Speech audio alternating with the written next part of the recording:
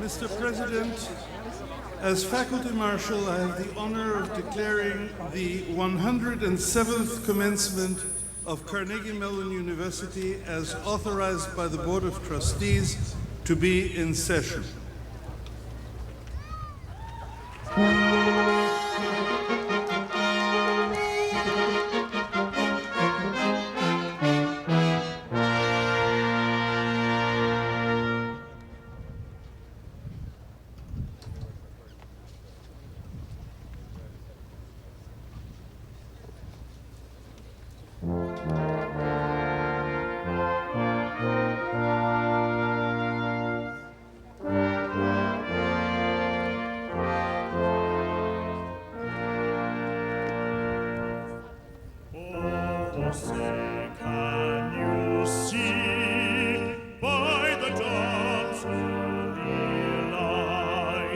What so proudly we hailed at the twilight's last gleaming, whose broad stripes and bright stars through the perilous fight o'er the ramparts we watched were so gallantly streaming. And the rockets red glare, the ones bursting in air, gave proof through the night that our flag was still there. Oh, say does that star-spangled banner yet wave o'er the land of the free and the home of the brave?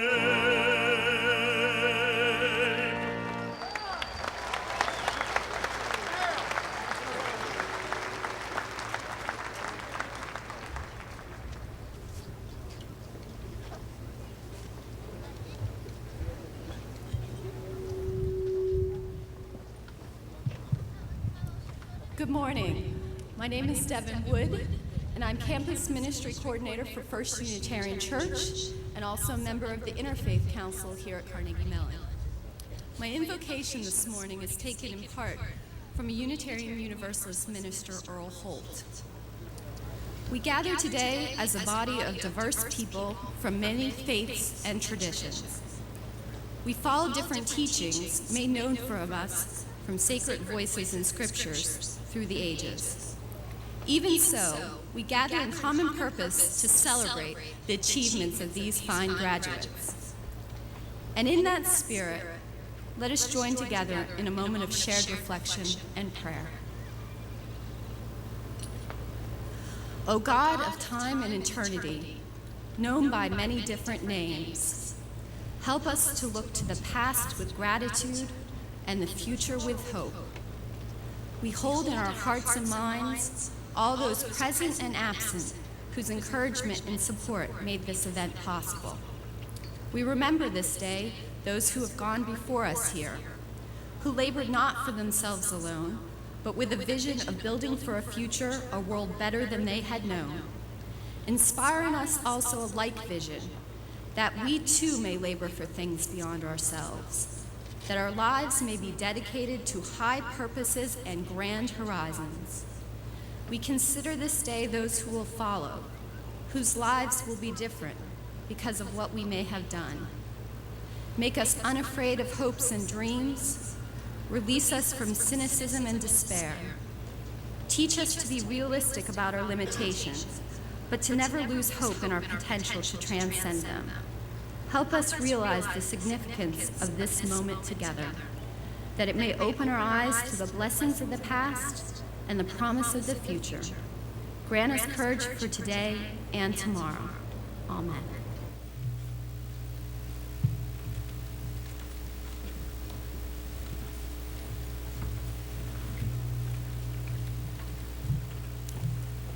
Good morning, everybody.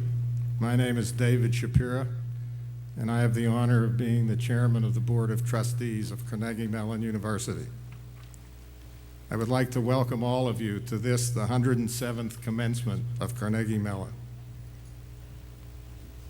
I would like to personally congratulate all of you students who are graduating today. You will join the ranks of over 50,000 other proud Carnegie Mellon alumni. I hope you will use your degrees not only to better yourself, but also to help in bettering our society and humanity in general. And I'd like to pause for a second and ask each of you who are graduating, if you would please stand and give an ovation to your parents and grandparents who so much helped you get to this day.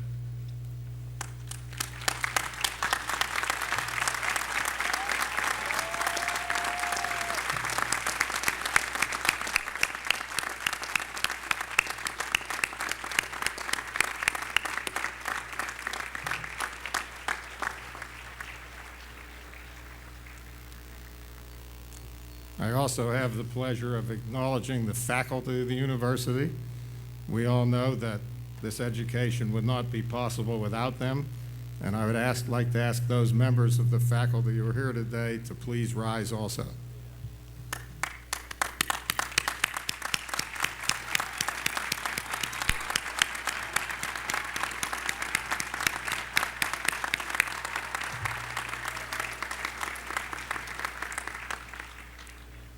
Could I also ask the members of President Cohen's administration who are here today to rise and be acknowledged?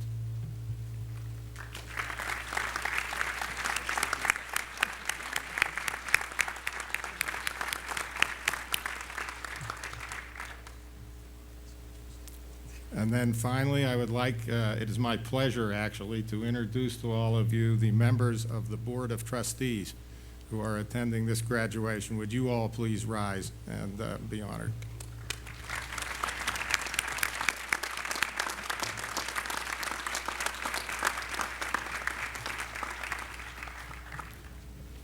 Finally, we all know what a great institution Carnegie Mellon is. And part of that is due to the leadership of its 8th president, Jerry Cohen. It is my great honor to introduce him to you today. He will officiate at the ceremony. Thank you.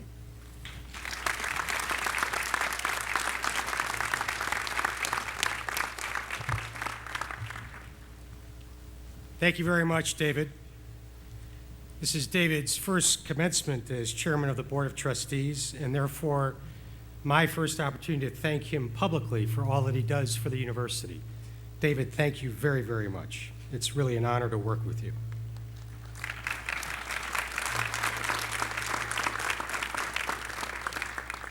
We're going to be here for a while, so let me take a moment and see if we can get the sound right. The buzz is driving me crazy. How are we doing? Okay.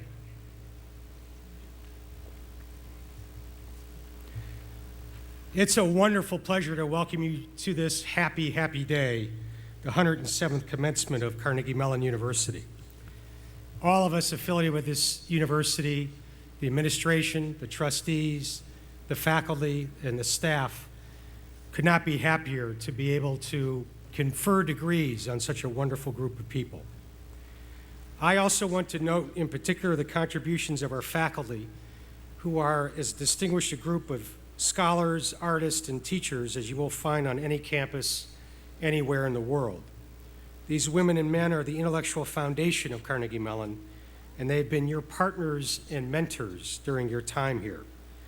Thank you very much, faculty, for all that you do and for being here today.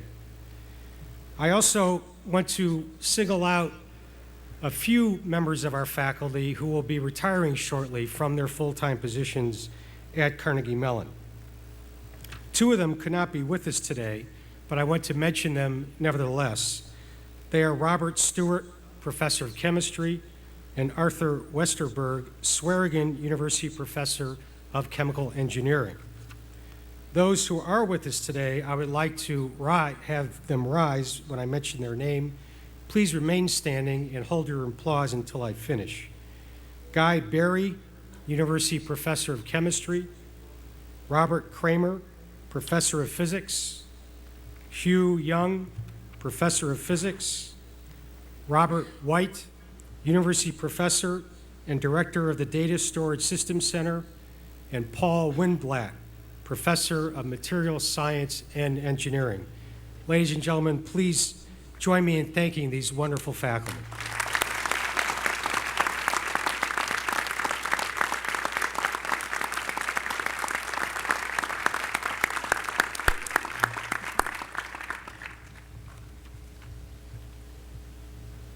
Special recognition goes to those members of the faculty who are with us today, who are this year's winners of University Education Awards and College Teaching Awards.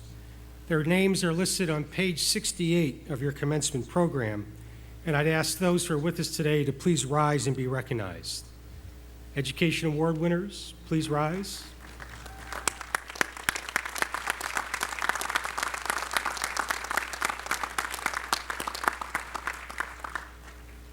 There are also representatives of the student bodies who are on the platform today. I'd like them to rise and be recognized too. Student representatives.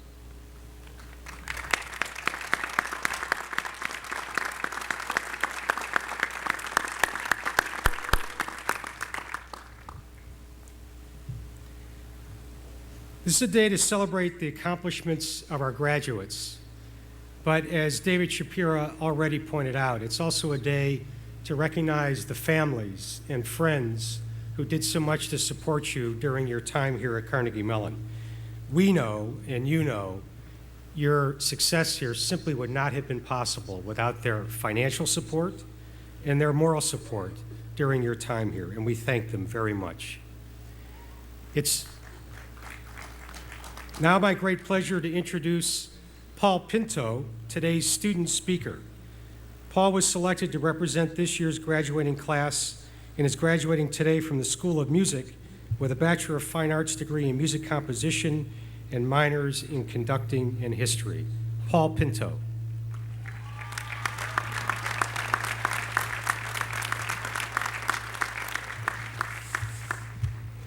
Well, we made it, didn't we?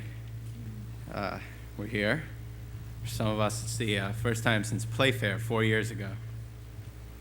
Same field, same sense of awe, maybe a bit of the same impatience, the same anxiety of what could come next. What does come next for us? What comes after 45 months? 360 units, $160,000. Raise your hands if you know where you're going to be a year from today. Come on, raise them. Impress your mom. That's good. How many of us don't have a clue? Yes, that's good too. Because what comes next isn't about the job we've gotten, or isn't just about where we're going for grad school, or the friend's home where we'll crash for the next few months while we try to figure out what we're going to do. I have your attention for a few minutes. I was thinking what I could possibly say that would give you something to walk away with. It's a lot of attention to waste on reminiscing about O-fries and computer clusters, even though I'm sure you'll all have fond memories of both of them. Rather, I just wanted to muse with you a bit about what really does come next for us. Here at Commencement, our graduation from Carnegie Mellon, we're given a day for reflection and for preparation. This isn't just the end of something, and it'd be so boring to say that it was just the beginning. No, we're in the middle, a pivot, the middle of a very emotionally demanding time of our lives. Our responsibilities now lie divided between the people and things we value now and those new people and new things that we'll come to value. Before asking yourselves what comes next, ask this: what do I have already? That's reflection. Did you have a good time here at Carnegie Mellon? I don't mean, did you avoid getting D's or take part in 5 million extracurriculars? I mean, are you satisfied with the way you turned out after having this 4-year experience? Because the university experience isn't just classes. We get a package deal. The experience doesn't start in September and end in May. It began the moment you asked Mr. Levitsky for that recommendation for Carnegie Mellon. The moment you started scouting the internet for the schools that have the catchiest names. The moment you first met with your guidance counselor, Miss Jansen, who was really hot.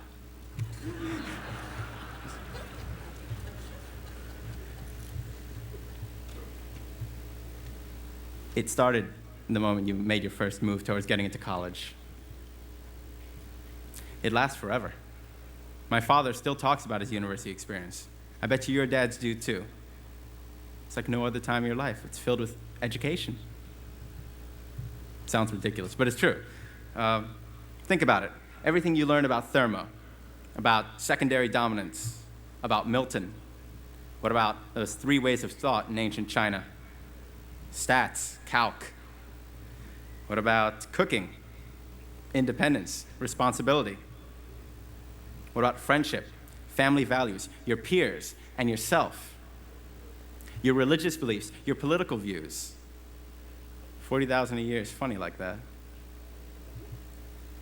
Guys, formal education doesn't really define us, but it's a tool that we can use to help define ourselves.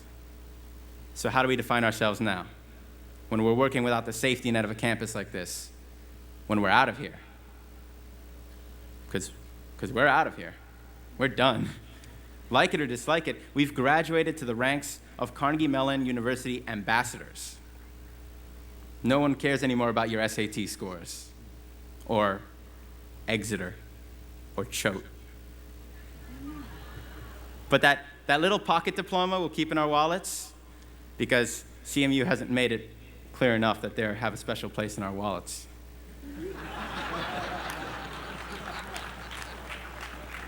That means something, guys. Carnegie Mellon University alumnus means something. Those who come to know us now will come to know something about the caliber of our school. So what do we walk away with? What comes next? Another role to assume? Another 3-letter organization? Here are your MCS or SIA, Tepper, SDC or KDR. Soon you'll be a slew of other acronyms, but for now, for right now, you're CMU. See, college isn't just a resume header, it's an icebreaker. It's a setting, a stage for a bajillion stories you're going to tell to new people. And they're going to want to know more than just fries and clusters. When you talk about Carnegie Mellon and the experiences that accompany it, will your voice carry any weight? Will it fill the room? Or will your pitch sag? Will you even remember anything? Will it be something special?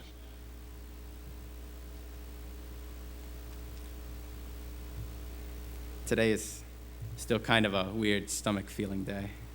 We haven't done too bad for ourselves yet. 2 years here, 4 years here. If you're an Archie, 9,000 years here. 5, yeah, that's what I meant. Those years of our lives were devoted to this giant project of self-development. This, right here, today, that was our goal for those years. Now, what comes next? What do we work for now? When grades disappear, when there's no dean's list or scholarships to be had? What's going to motivate us? That's for us individually, I think. That new motivation. Repayment of loans, maybe. Fame. Fun, sure. Personal challenging, maybe service to the world. We're hard workers, and we'll continue to be that way. We're all familiar with the stress, and the discipline, and the many, many, many, many, many, many hours that go into making work our own. Sometimes, oftentimes, after all those hours, we're given a treat for it, a cookie, a letter of recommendation, a round of applause. Sometimes a reprimand, a rejection letter. After that, after those things, what comes next? What do we walk away with? How about this, Carnegie Mellon University graduates? Whatever the outcome, Whatever the situation, we move on. We adapt and we do better next time. We learn to fix our own problems based on what our past experiences have taught us. I think that's the best education we could have hoped for. We're wiser now, gained a little more independence. But we've also gained a little extra support for all those hard times we'll come across. We already have that strong work ethic, and we have those past experiences to back us up. And we have Carnegie Mellon in our wallets, in our memories, in our character. We have Carnegie Mellon now. Walk away with that. Yeah, walk away with that.